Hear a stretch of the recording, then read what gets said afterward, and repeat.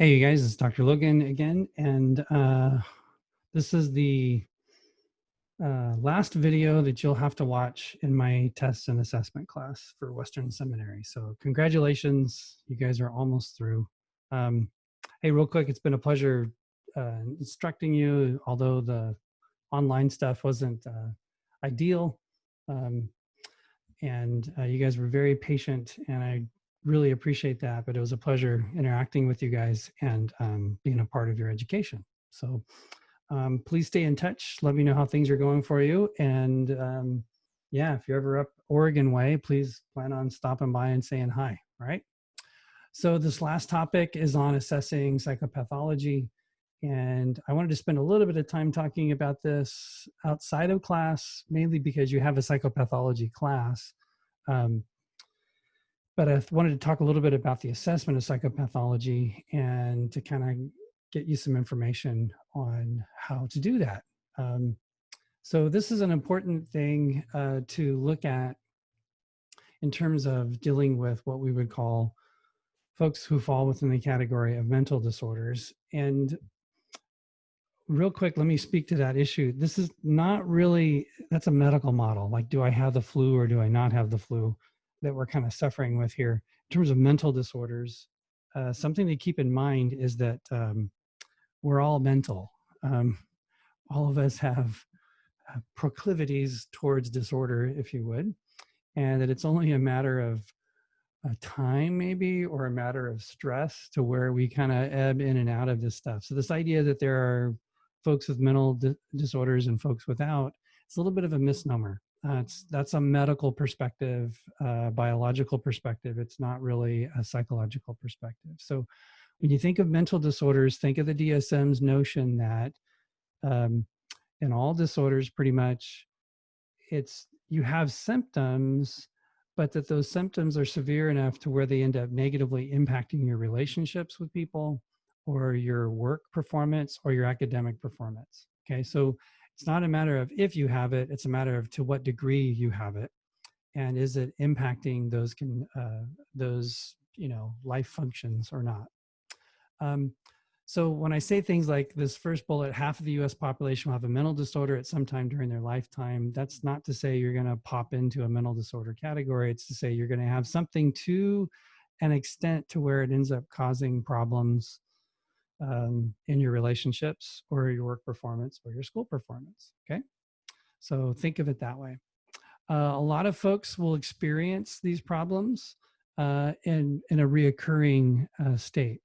And oftentimes, probably more often than not, you have multiple kind of disorders, if you will, happening at the same time. So it's not uncommon to have an anxiety and depression together, or to have ADHD and anxiety together, or have whatever, right?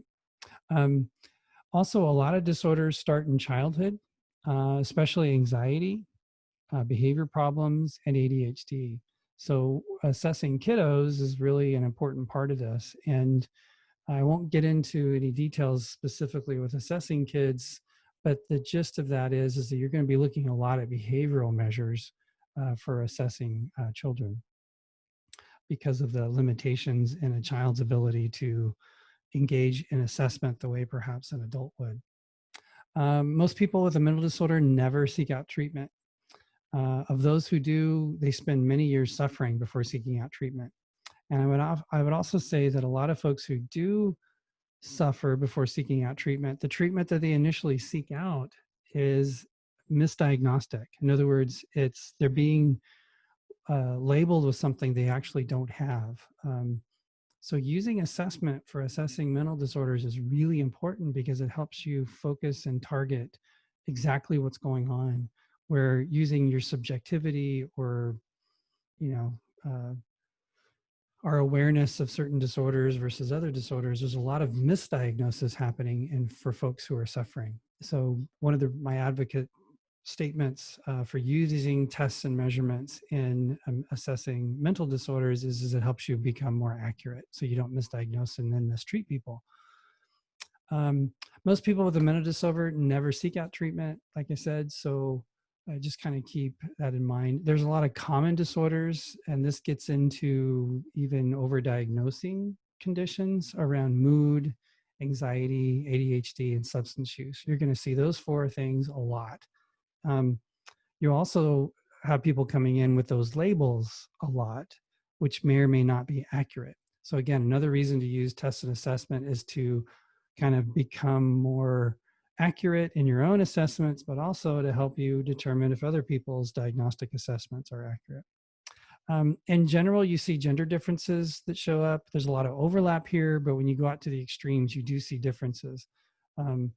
Women typically have an internalizing process that goes on. That's not to say all women are internalizing, but you'll see that more predominantly happening in women, and you'll see more externalizing conditions happening in men. That's definitely known in boys and girls when you're younger, but it also tends to show up in women as well. So the adage is my job is to help, as a therapist, is to help men internalize more and women to externalize more, and that's what helps them get better. So practically speaking, that means my job is to help men cry and women get really ticked off about things. You'll see that a lot. So I don't want to be overly simplistic there, but you do see some gender differences in terms of mental disorder demographics. Predictors for not seeking out treatment are being elderly. So folks who are older will tend to avoid seeking out treatment. That's sort of a generational thing as well as a resource thing. Early age onset, the earlier the onset of the condition, the less likely it is for someone to seek out treatment. And they believe that's the case because the person is so used to it. They don't have a comparative potential. That's always been that way. That's the way they are, and that's normal. And they assume everybody else is that way too, in many cases. But the earlier the onset, the more normal it seems, and the less likely you are to seek out treatment. Being male is also a predictor for not seeking out treatment. Being married is a predictor for not seeking out treatment. Lower education, minority status, marginalized groups tend to not seek out treatment. Sometimes that's a cultural issue. Lack of insurance and also social isolation that comes into play due to mental disorders and social constraints. All of these tend to be factors that play into predicting non-participation in treatment. What's really sad about that is that most of the mental disorders that people suffer with are highly treatable. Some of them aren't. In other words, they can't be cured, but a lot of them are. And it's sad. For example, depression is highly, highly treatable, yet people suffer with it for years and years and years. And unfortunately, don't get the help that they need. Also, marital problems, relationship problems are highly associated with untreated and unacknowledged mental health problems. And that goes back to that diagnostic criteria that it has a negative impact on relationships. A lot of times folks tend to focus on the relationship as the issue rather than their mental health condition causing the relationship dysfunction. And it's something to keep in mind, especially for those of you who are going to be marriage and family therapists. All right, diagnostic guidelines. Promise me something. You will rule these things out first before you jump into a diagnostic clinical picture. First one, absolutely rule out substance use and substance abuse issues. I can't tell you the numbers of people that I have done assessments on, kind of outside assessments for clinicians working with a client. They can't seem to figure out what's going on, so they refer them to a psychologist for a test and measurement process, an assessment process, and it turns out there's a substance abuse issue, and the therapist never knew that. Always, always, always, always assess for substance abuse. I'd say a large percentage of disorders are due to substance use issues. The other one is rule out sleep disorders. Sometimes sleep problems are caused by the disorder, but sometimes they're caused by, hold on one second. Yeah, sometimes they're caused, the disorders are caused by the sleep disorder. And so it's really important that you get that kind of checked out. I always encourage people to consider a doctor's referral in most cases, and not just like only for folks who who are manifesting diagnostic psychological conditions that may indicate a medical disorder or a diagnosis, but as sort of a first base, covering your first base, before you get into diagnosing psychologically, you want to make sure there's no medical things getting into play. And that's the case for the third category here. General medical conditions cause a huge number of mental conditions that end up showing up in our office. So it's important that we are integrated and we are holistic in the way we're looking at people. Okay.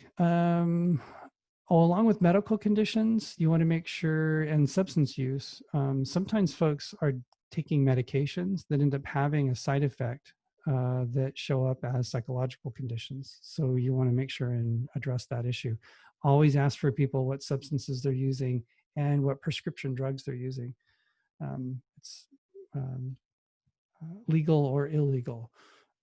I had a case not long ago where someone was using a supplement, and it turns out the supplement was the cause for the mental health condition. Okay.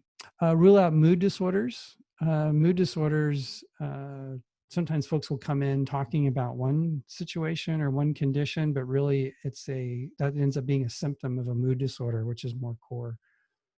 You want to rule out factitious disorders. For example, malingering, people who are feigning a mental disorder for whatever reason.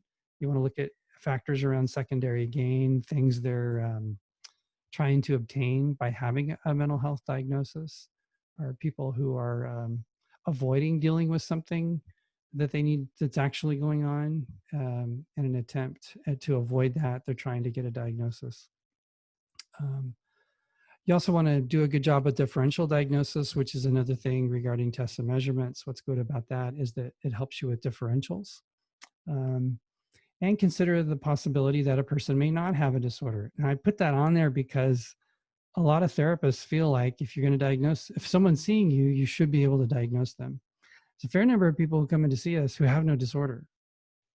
It's not, whatever they're dealing with is not severe enough to be considered, diagnostic. And we kind of feel some pressure with that if a person's coming in, there must be something wrong, but sometimes they're just needing support, or they're needing some help coping with something, or they're trying to grow in some way or recover from something, but they're not massively impaired by what's going on. So don't feel pressured to diagnose somebody if they don't have a diagnosis. Okay.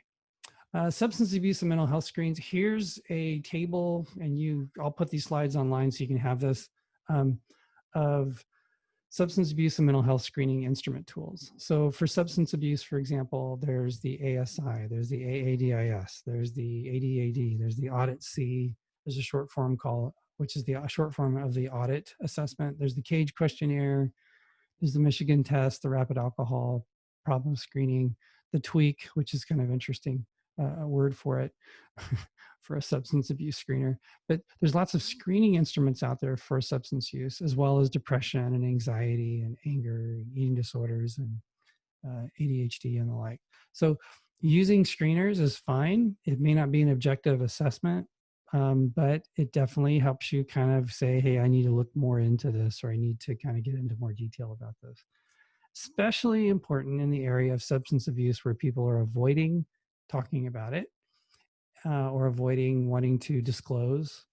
It's also important in the area of eating disorders. Eating disorders, there's usually a lot of shame around eating disorders, folks who suffer with that, especially with bulimia. And just be mindful of that. Sometimes a questionnaire or a screener is a great way to get at that, which someone may not disclose, for example, on your intake form. Okay. So here's an example problematic scenario. Think of this. A therapist tells the mom of an adolescent boy that he probably had a psychotic disorder because he had hallucinated, right? So if mom's talking about this kid's experiences of having a psychotic experience, and the therapist assumes that there must be a psychotic condition. The problem was, as you know, seems simplistic, but this comes up all the time with substance use issues. The teenager was using a hallucinogen, which caused the symptoms, and the therapist failed to consider substance abuse issues. So kind of be mindful of that. Here's another example. A therapist tells an elderly man that he was clinically depressed. His depression made sense because he had recently had a serious cardiovascular incident.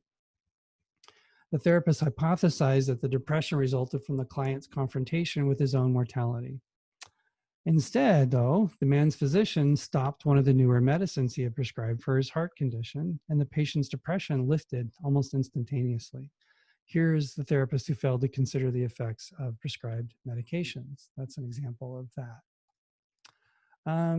Here's something an artist tells his therapist that he was having an existential crisis. At times, he felt like he was having an out-of-body experience, and he would often ponder philosophical issues so intensely that he developed headaches. The therapist enjoyed having such a deep, thoughtful client and enjoyed the sessions for about 3 months, while the artist's headaches worsened. Eventually, though, the man was diagnosed with a brain tumor. Here, the therapist failed to consider a physical cause for the client's symptoms because he enjoyed these deep, intense philosophical conversations. You want to think holistically about your clients, and screeners and tests and measurements are a way to help you with that. Okay, so those are some examples. Here's some commonly used instruments for depression screening. You're going to hear a lot about the Beck Depression Inventory. There's the CES. There's the Cornell Scale for Depression and Dementia.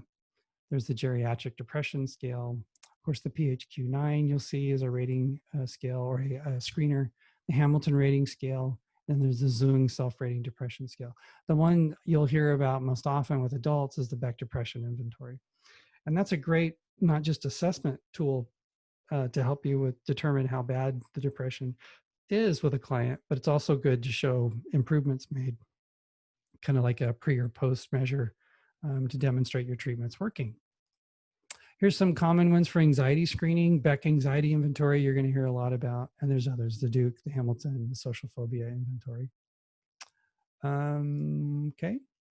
Structured interviews is something else that are used, and you may see that used as well. This is an interview approach to assessment, but what's happening in this one is you have this kind of assessment instrument telling you what to ask, and then based upon the client's answer, it tells you where to go. So it's like a big decision tree interview, if you will. Very boring, very long, but actually very effective in helping you determine if there's a DSM condition. I don't use structured clinical interviews because I'm more focused on the relationship building part, but these tools, once I have a client that I think has a condition, if you look at it at the interview, it can guide you through differentials very well. And so I encourage you to pick one of these up and one of the structured clinical interview assessments to help guide even your in vivo intake assessments that you might engage in. Here's some commonly used instruments in general psychiatric assessment. So this is sort of a one-shot assessment tool that kind of looks at it all. So the brief symptom inventory or the symptom checklist 90 looks at a lot of different diagnoses. And so you can kind of hit, it kind of assesses everything in one instrument, if you will. There's the mental health inventory. There's the PRIME, MDPHQ. And of course, you're going to see mental status exam and mental state exams. You've been exposed to that already. And that's used primarily for assessing cognitive impairment associated with things like head injuries and neurological functioning. So you won't get a DSM diagnosis from the mental status exam like you would with perhaps the symptom checklist 90, but it will definitely help you understand the cognitive functioning of the person that you are working with. We've kind of gone through some of these already. Okay, really quick. There's another way to do assessments, screening assessments, that I encourage you guys to use. And I don't want you to necessarily use other people's, although you can. I would encourage you to come up with your own. And this is the, it's a learning and memory compensation skill to help you remember what to ask people in psychiatric interviews and in clinical interviews. So the mnemonic screening strategy of utilizing an acronym to help you assess clients helps you remember all the specifics to answer. So these mnemonic screening strategies help you kind of cover things. So make sure you cover all the criteria that you want to cover. So there's different ones that I've got in here, and you could look at this. For mood disorders, there's one called the SIGCAPS. And the SIGCAPS helps you remember S for sleep disorder, right? There we go. Helps you remember that one category I just talked about. I for interest deficit, also known as anhedonia. Feelings of guilt, it's the G. That's worthlessness, hopelessness, regrets, that kind of thing. E, energy deficits. C, concentration deficits. A, appetite problems or disorder, either increased or decreased. P is psychomotor retardation or agitation, and S is suicidality. So here is a mnemonic, an acronym that helps you remember all the things that you need to ask so you don't miss any. And you also then don't have to open up the DSM-5 and scare everybody to death when you're looking through all the criteria. So I want you to think about stuff you're assessing all the time, whether it's with kids or the elderly or marriages or whatever, and finding out what those different criteria are for assessing those conditions that those folks may struggle with. And go develop your own mnemonics to help you remember to do an assessment. That way you don't have to use an instrument, you don't have to use a tool if you don't want to, and you don't have to reference things as you're trying to do your clinical interviews. It's just right there and it's in your head. Here's one for suicidality. Is path warm?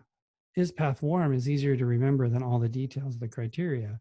So here you have ideation, substance use, purposelessness, anxiety, feeling trapped, hopelessness, withdrawal, anger, recklessness, and mood changes. A great screening tool for suicidality, and you can do it at the drop of a hat. Here's one for bipolar mania, dig fast. It's kind of funny. Get this picture of someone who's manic digging a hole really fast. Those images and the acronym will just really help you remember this. D is distractibility. Mania has an overlap with ADHD with distractibility. The difference is that ADHD, this is differential, ADHD distractibility is constant. Mania, you're distractible when you're manic. And it helps you to ask the question and then to type what type of distraction the person experiences. I, indiscretion, these are excessive involvement in pleasurable activities. G, grandiosity. F, flight of ideas. A, activity increases. S, sleep, decreased need for sleep. And then talkativeness. So that's capturing mania. 7 categories in the concept of dig fast, and you've got a pretty accurate assessment there of a manic episode. They've got them for obsessive compulsive disorder. The board T is another one. Bothering thoughts that don't stop, need for organization, repetitive behaviors driven to perform, time consuming, and insight, good or bad. Here's another one, the APO, or the APO for panic disorder, repeated troubling fear attacks. P, pounding hearts. O, overpowering reactions. You kind of get the feel for it. I've got other ones here for personality disorders. But the issue there is that you can make up your own, and I encourage you guys to do that. If we had time in class to do this, I would have had you pick a disorder, get together with a partner, and come up with an acronym that you would use to assess whatever disorder it is that you're trying to work on assessing, okay? All right, last one is the standardized assessments. You've done these already. The two that I would focus on would be the MMPI-2, which you guys took. And also there's a Milan Clinical Multi-Axle Inventory, the MCMI-3 now, maybe 4, I'll have to look it up. Those all have their objective standardized assessments, but they have clinical dimensions on them. The best one is the MMPI-2, and those can be done by a psychologist or through a test publisher if you wanted to assess your clients, all right? So that's a general overview of the assessment of psychopathology. And that's all we'll cover with that. So I'll include these slides on the website, and I'll see you shortly in the next video.